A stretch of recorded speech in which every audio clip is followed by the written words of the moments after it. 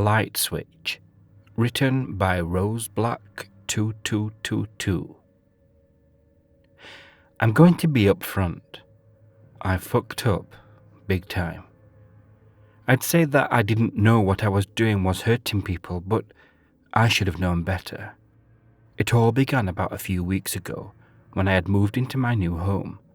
All was going well the first couple of days, until I stumbled across the light switch.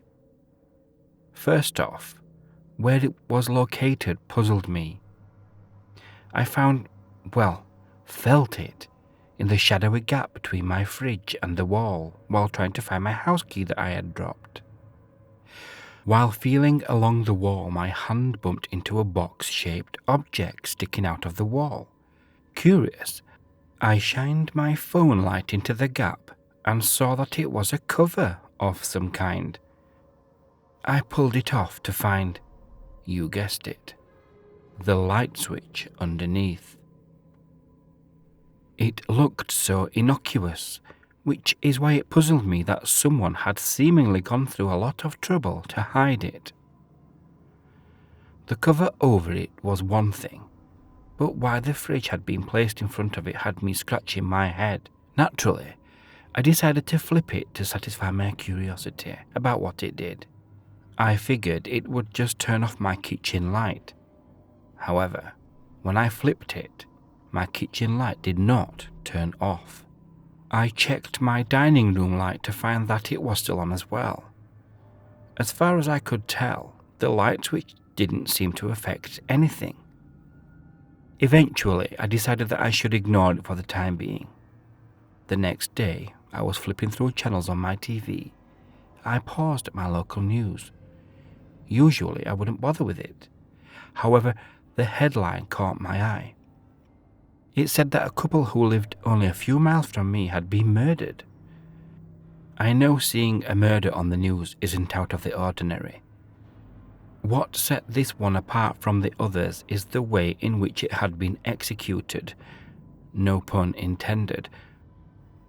Put simply, the way in which the victims had been disposed of didn't seem possible by normal standards. According to the police report shown, it was like their bodies had been tossed into a giant garbage disposal and their remains had splattered all over the living room. It kind of reminds me of what happened to one of the characters in the first Nightmare on Elm Street movie. Anyway, I was obviously freaked out by this. There was a killer in my area. The police had no leads and no idea what the motivation could be, which meant that anyone could have been a target, including me. Not being the biggest fan of getting horribly massacred, I decided it would be safe to stay in until it was safe. That week, 3 more killings occurred. Although they varied, the results were the same. Only some remains were left of the victims. In the case of the first one, a finger was all that was left. The second, an ear. The third, some teeth. And the fourth, a pair of eyes. Being cooped up stressed me enough, and I had the possibility of being murdered added on to that. Eventually, I tried focusing on other things to keep me from thinking about what could happen to me. That led me pondering about the light switch again. I went to look at it once more to find that I had left it switched on. I switched it off on impulse. Like the previous time, nothing seemed to happen. I tried conducting a little experiment. It was switching off every light in my house and seeing if the light switch worked on any of them. I grew frustrated when it didn't work. I have sort of an obsessive personality, so when I stumble across something that piques my interest, it's hard for me to pull myself away from it. And in this case, it was the light switch. With that being said, however, I do have my limits. I left the light switch alone in the off position. The following week, no murders happened. Although this relieved me, I wasn't about to go back out just a week after the last one had occurred. Besides, my town was on a curfew because of it. Plus, the police still didn't have any leads. The next week, I thought of something. It was the possibility that the light switch may be to one of the lights outside. Turned out, it wasn't. I sighed in frustration seeing the result of this. I went and closed my back door. When I did, I heard a deep growling coming from my living room. Instantly, I tensed up. I thought it was an animal of some kind, maybe a big dog or a bear if I was really unlucky. I was half right, but unlucky was an understatement. I made my way to the living room while holding a large kitchen knife. It wasn't like I wanted to brutalize an animal that had found its way into my home, but survival takes priority. What I saw, I suppose, could be classified as an animal, but just barely. Alien is the best way to describe what I saw. Its torso was shaped like that of a human being. That was the only similarity it had to a human being. Its skin was pale greyish green. It had multiple eyes that covered the top of its head. They were pearl white and all seemed to be facing different ways. Its mouth resembled that of a garbage disposal hole. It was circular with pointy teeth pointed inward towards its mouth centre. My choke gasped, although low, was enough to attract its attention. Its eyes shifted and focused on me. I didn't even have time to think about running before it charged at me. In the blink of an eye, I was knocked back and sent sliding across the floor and into the kitchen. It was no wonder it was able to elude the police with how fast it was. I was surprised it didn't tear into me right there and then. That was until I noticed the handle of my knife sticking out of its mouth.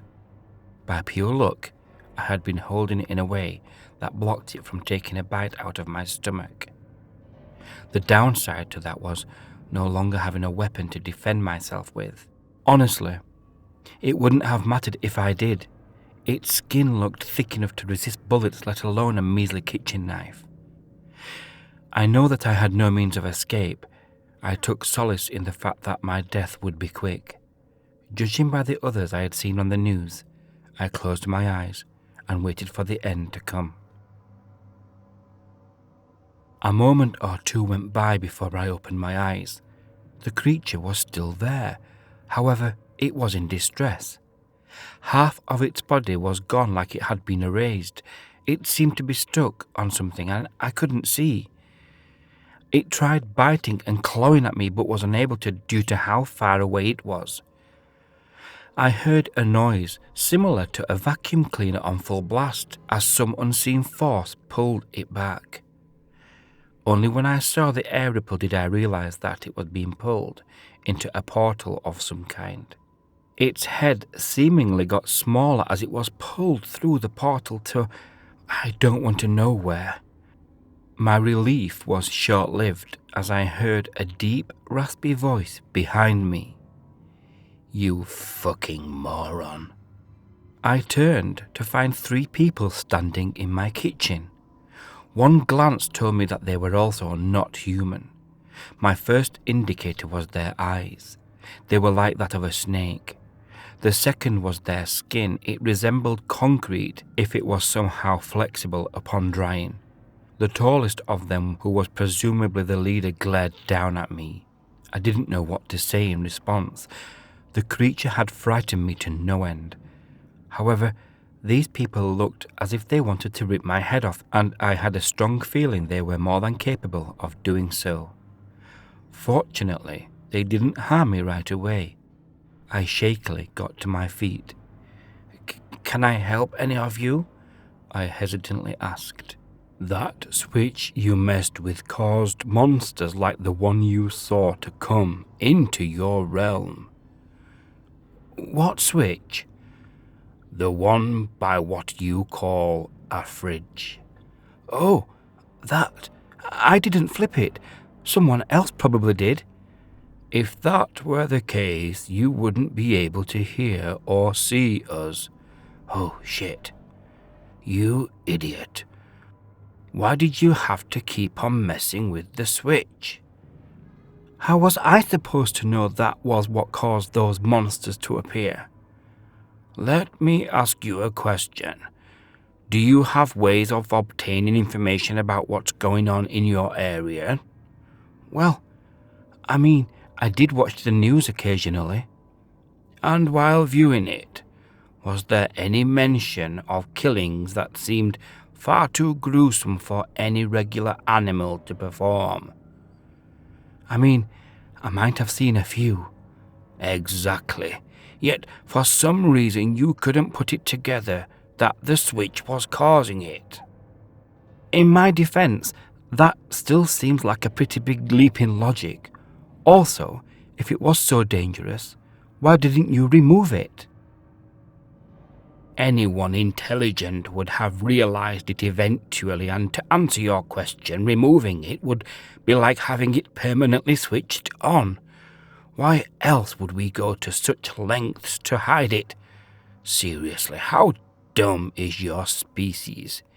You can't figure out the most basic of shit. Overhunting causes extinction. Pollution ruins your atmosphere. The fact that you all have lasted so long is nothing short of a miracle. Now I had a damaged ego. On top of being frightened, his words cut deep. So what now? Are you going to kill me? I asked meekly. No, actually. The stupidity of your species is something we are quite used to. Knowing that, you will be given a second chance. I breathed a sigh of relief. Oh, well, that's good. For a moment there, I thought you guys were going to hurt me or something. Who says that we aren't? Huh? The leader snapped his fingers. I was grabbed and thrown to the floor by the other two. After that, they and he proceeded to kick the living fuck out of me. I was lucky they didn't break anything. By the time they were done, the right half of my body was aching with pain. As I said, we are giving you a second chance. Not only is it your second, but it is also your last. If you or anyone else messes with that switch again, you will be dealt a slow and painful death. Am I clear?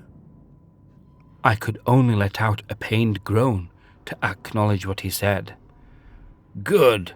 You better hope we don't need to come to your area ever again. He started to walk away along with the other two. Wait, I croaked out, causing them to stop. What are you people? The leader chuckled at that. All we are is beings with a task of cleaning up other people's messes. When he finished, he and the others started walking toward my wall. To my shock, it started to ripple like the air did when that portal sucked the creature back in. They had made one on my wall and walked through it. When they were gone, the rippling stopped. My experience with the monster and them happened a few days ago. My bruises still haven't gone away. I was looking forward to inviting my friends over to my new place. Now though, I don't want to take any chances. If the people who got murdered were basically shredded, I don't want to imagine what'll happen to me if that switch gets flipped again.